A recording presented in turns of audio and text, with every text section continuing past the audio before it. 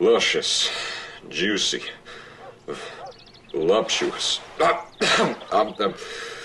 Fine vegetables. Yes. All right. I'll authorize them. Great. This way, please, sir. Out you Oh, go. excuse me. All in good time, Sharon. All in good time. Sharon and the Veg plot. This was delightfully unexpected. I didn't think we'd gonna go into a full kind of like film noir mystery, romance mystery plot with these adorable stuffed animals. It was really well done.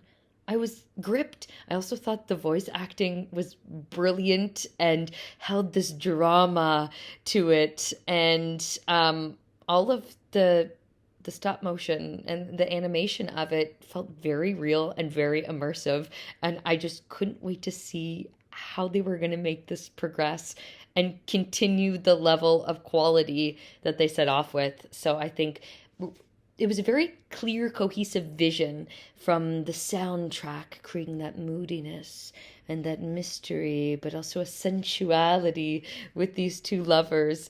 And the sense of intrigue at the end. How do we feel about that empty garden? What do we think about that? So I thought this was delightful. And of course, it's a fox. Sharon and the Vege plot. What did I just watch? I love everything about this film. The concept is wild. The idea of having a couple of stuffy animals, plushie, I think it's the right call, acting and the voices and everything is it's so crazy. I love it. Okay, let's start with the story. The story was so wild because there's this love triangle, this plot, this criminal plot, this tension, and it's all very, confusing. Like, what am I watching? But you can't stop watching because even though you're just watching a couple of stuffy animals talking, very intense conversations, very intense dialogue. The voice acting and the script are so good that you just can't stop watching, and it lasts 20 minutes, which is a bit long for a short film, but you don't feel it. You are so immersed in in this atmosphere, in these characters, that time goes by, and yeah, I really love this one. It was very fun, and I love the ending and the concept.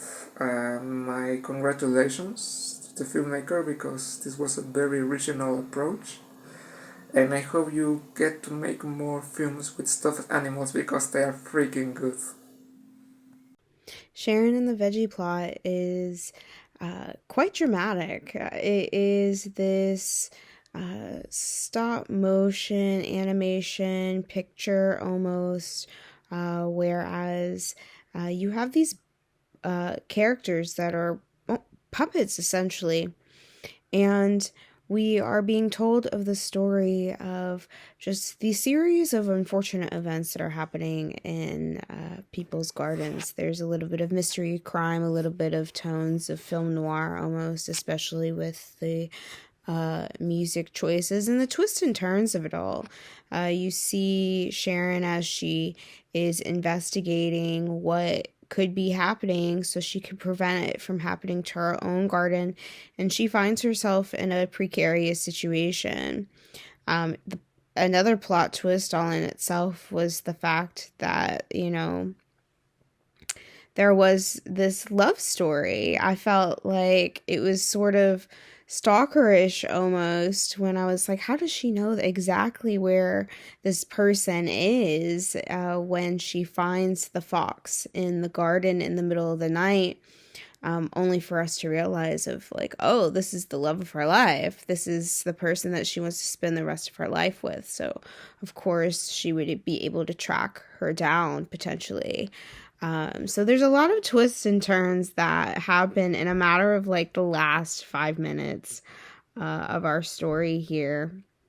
But, you know, Sharon kind of puts it to her partner greatly when she asks her to, you know, to propose, to be married, because at the end of the day, she was like, my garden isn't the thing that matters, it's you that matters. And it's kind of a little bit unclear if whether or not the fox was murdered and like buried in the garden, which leads me to wonder of why this garden is dead. Um, there's a couple of plot holes that happen throughout the story that leave me with more questions than feeling fulfilled with answers. But at the end of the day, this story was really cute.